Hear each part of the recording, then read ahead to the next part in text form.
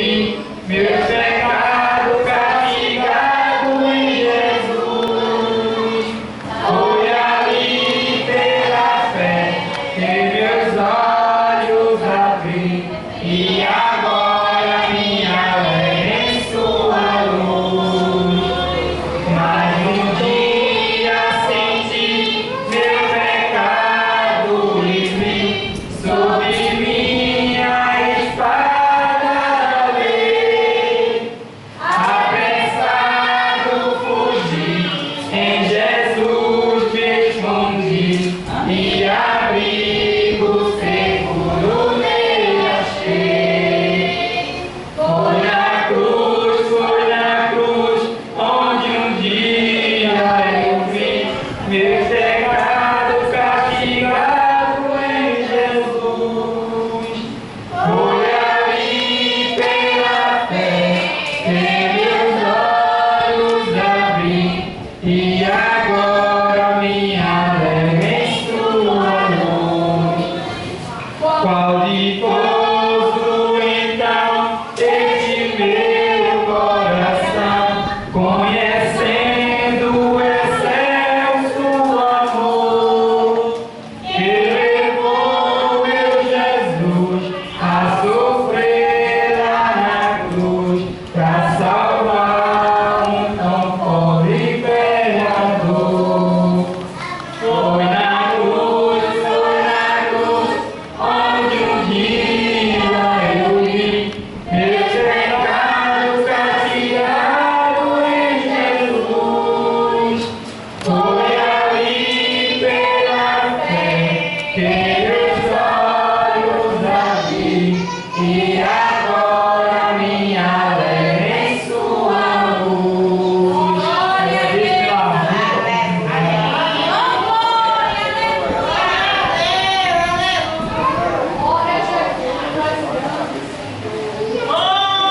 Aleluia, glória a Deus, oh glória.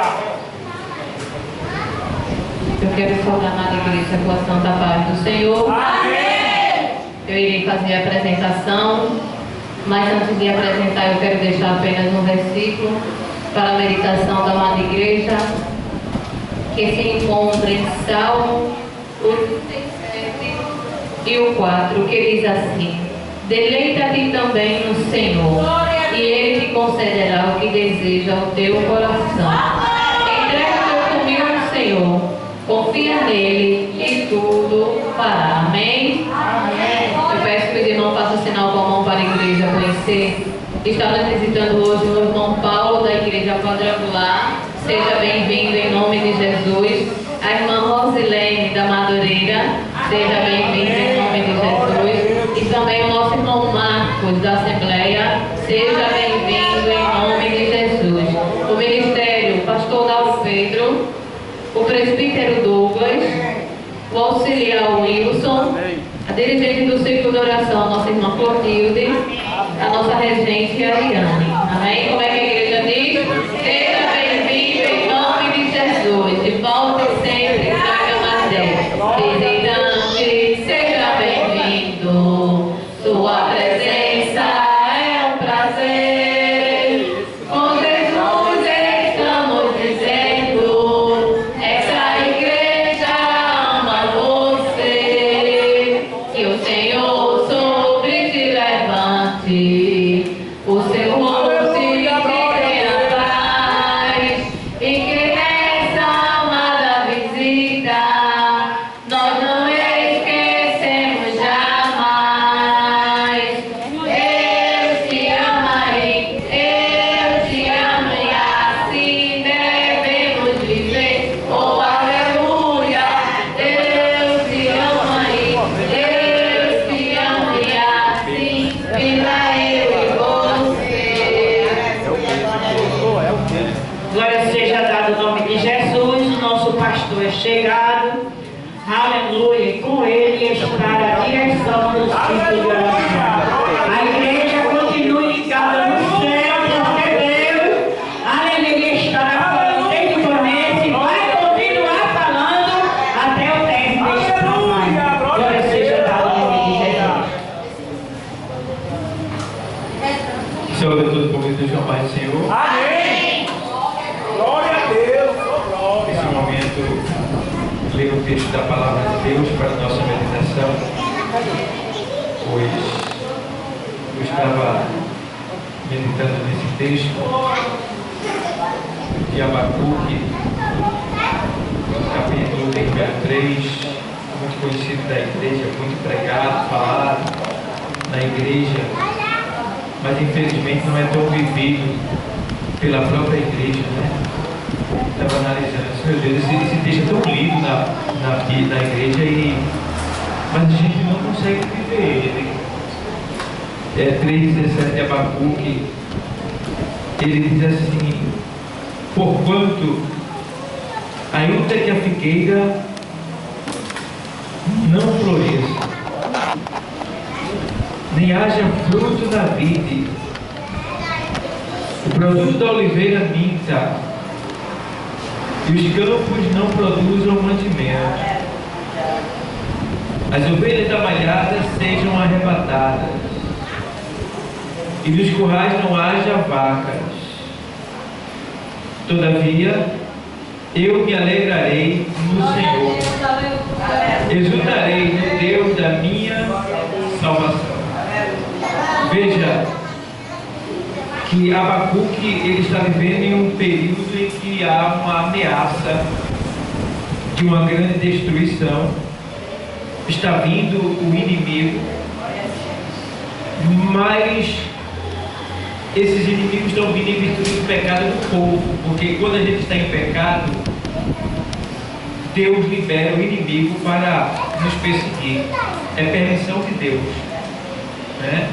Às vezes as pessoas, elas estão na presença de Deus, mas estão vivendo em pecado.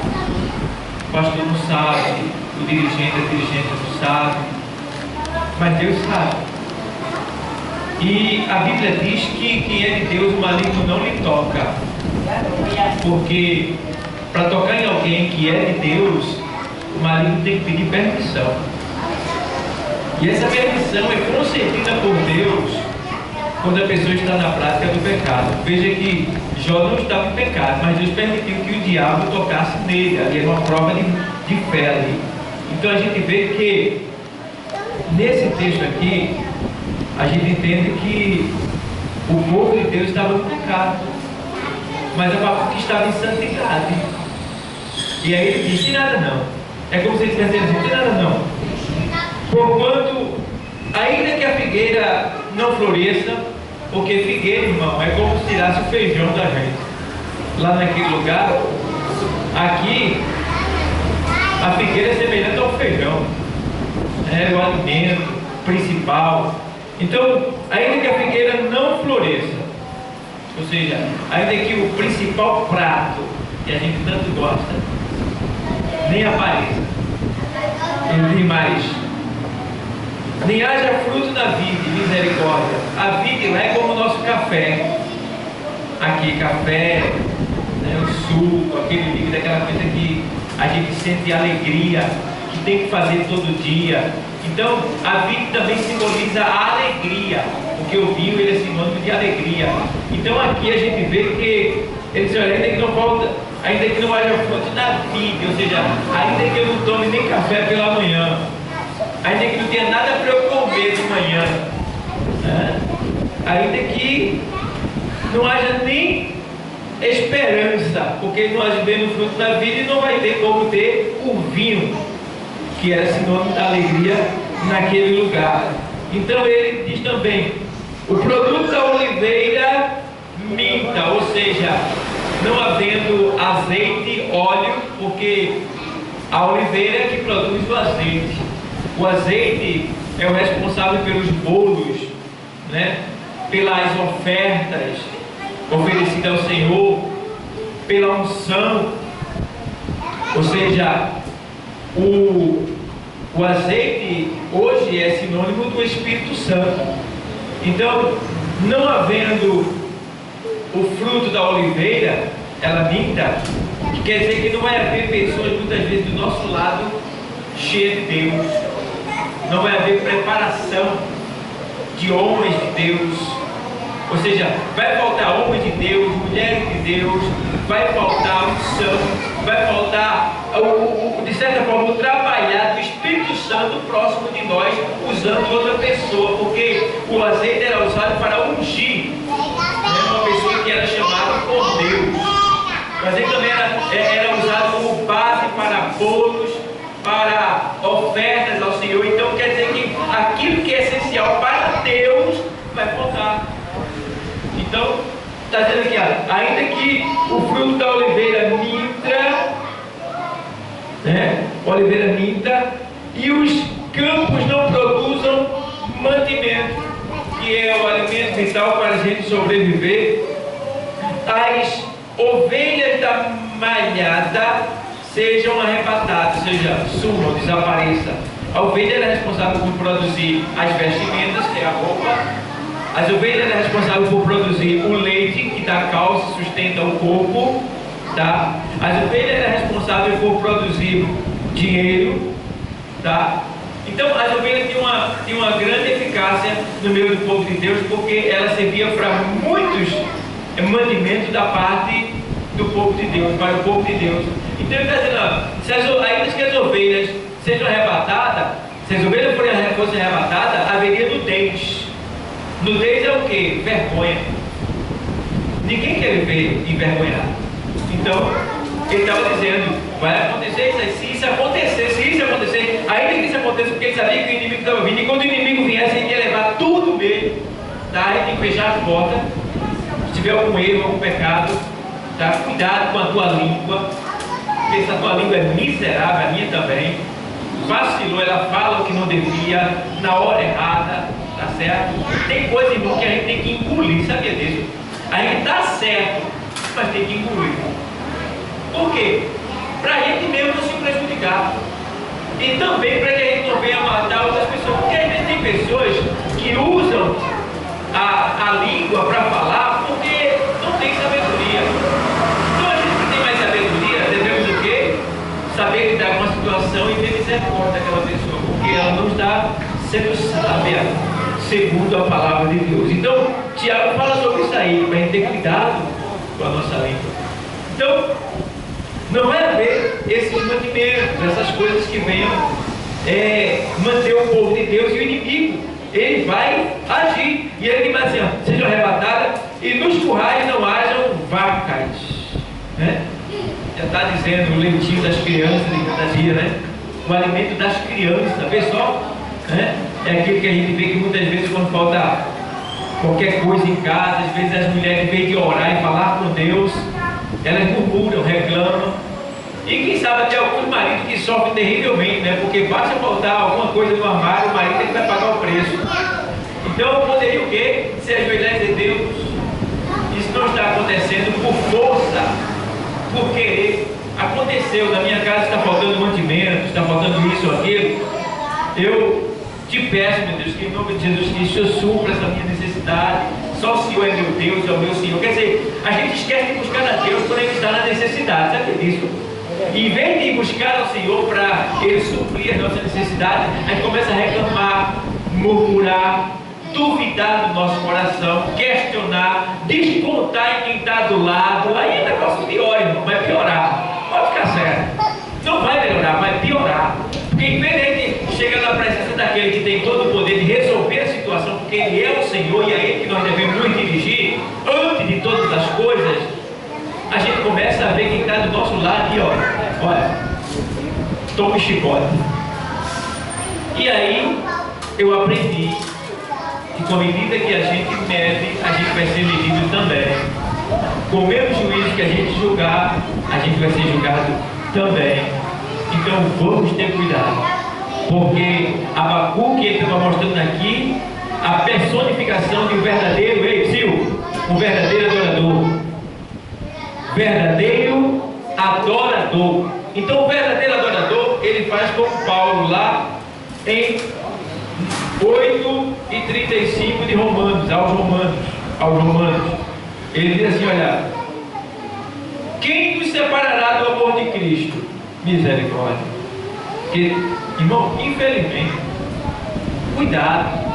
Não se deixe levar por A ou por B, não. Não deixe o seu lugar, não.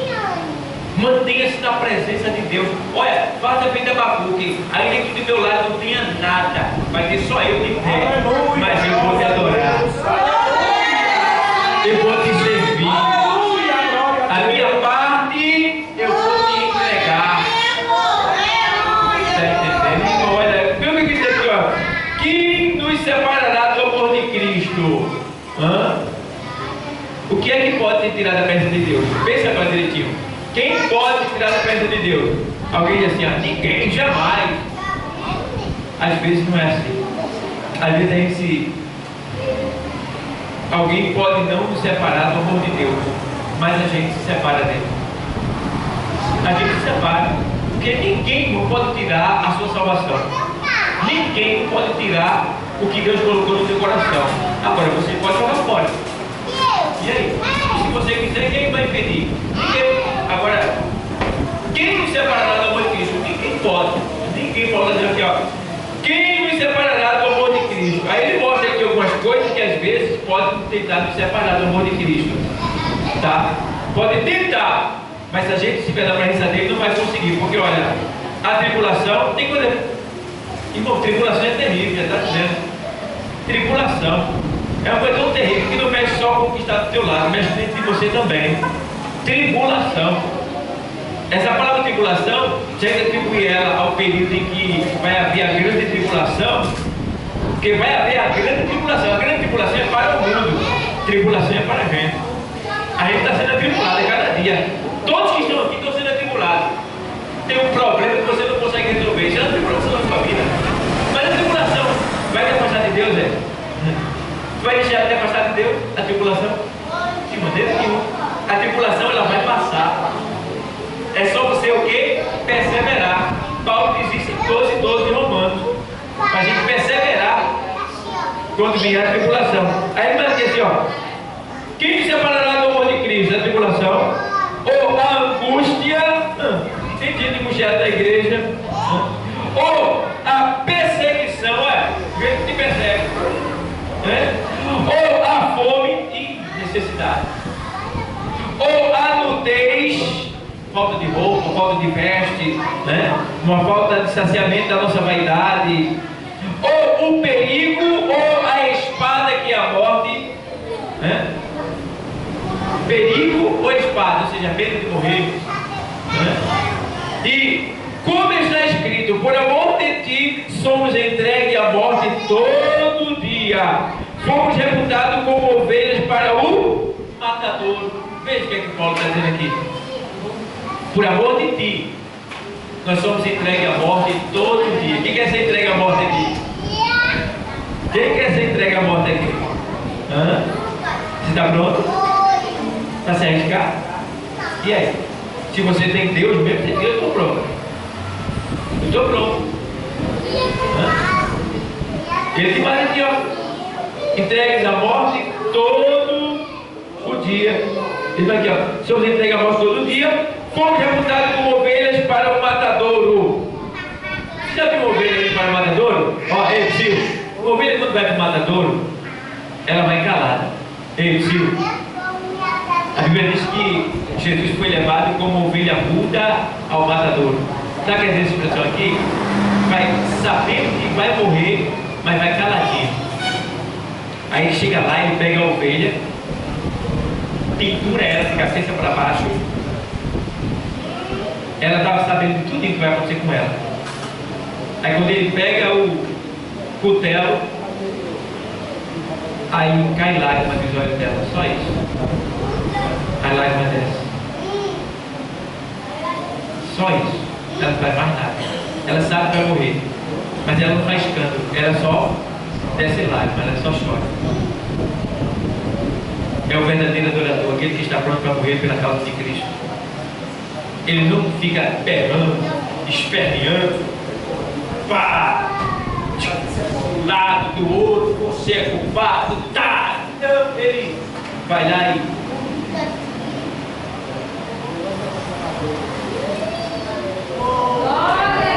tem coisa melhor do que choro. A gente não ora, mas se chorar o negócio vai ser melhor ainda.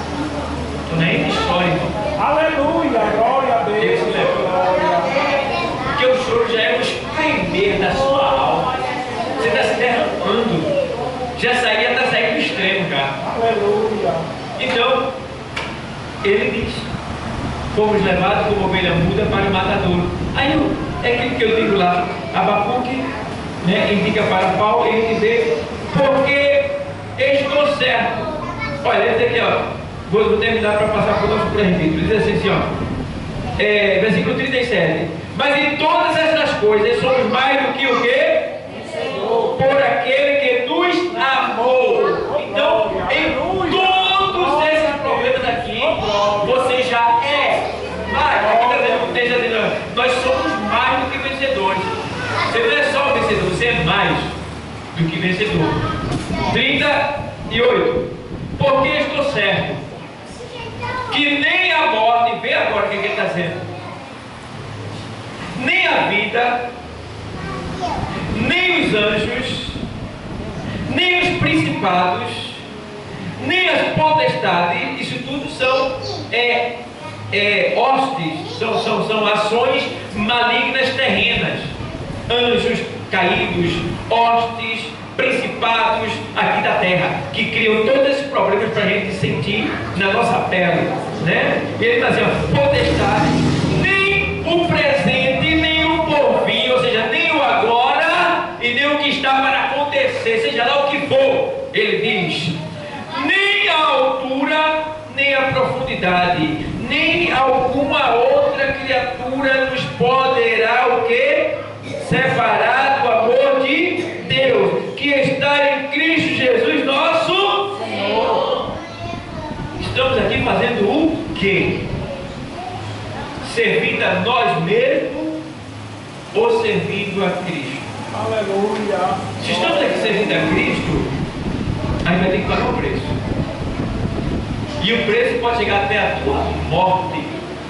Até a morte. Mas a morte é o fim para o cristão?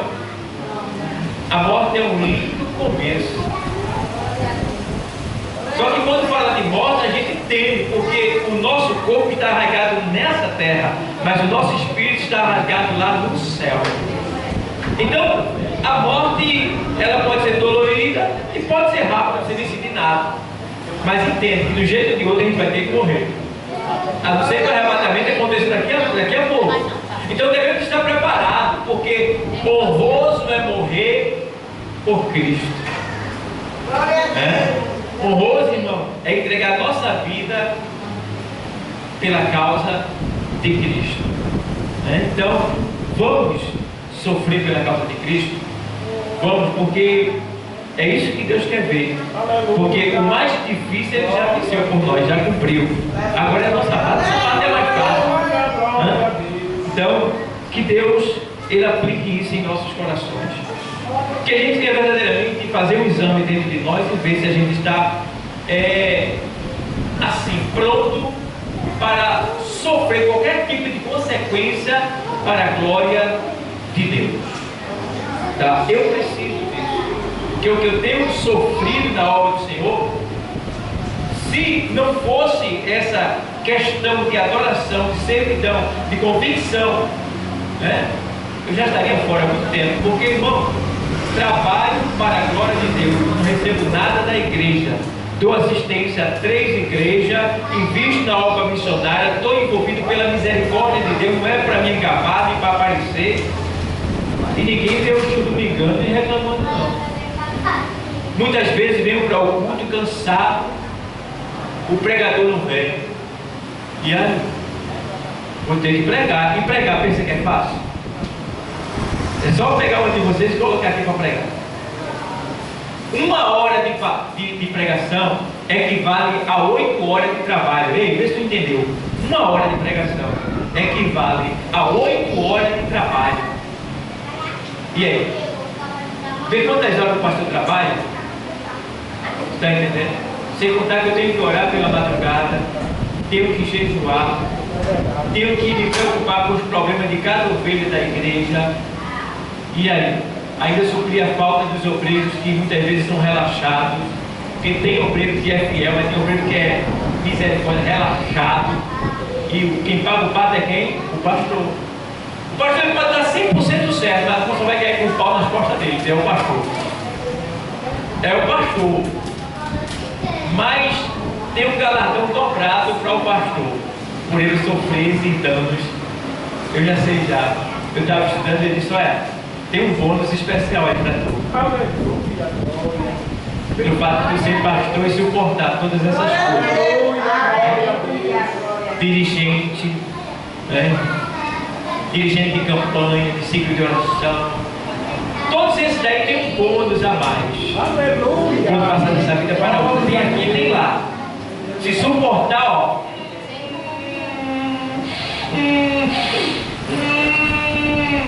Com aquela vontade de explodir, sabe? Mas. E a lágrima descer. Esse que vai. Tem bônus extra. A gente lê a palavra, a gente pensa, a gente entende. Então, que Deus, Ele aplique isso em nosso coração e continue nos abençoando. Amém, Pai? Amém. Oh, que Deus abençoe a todos.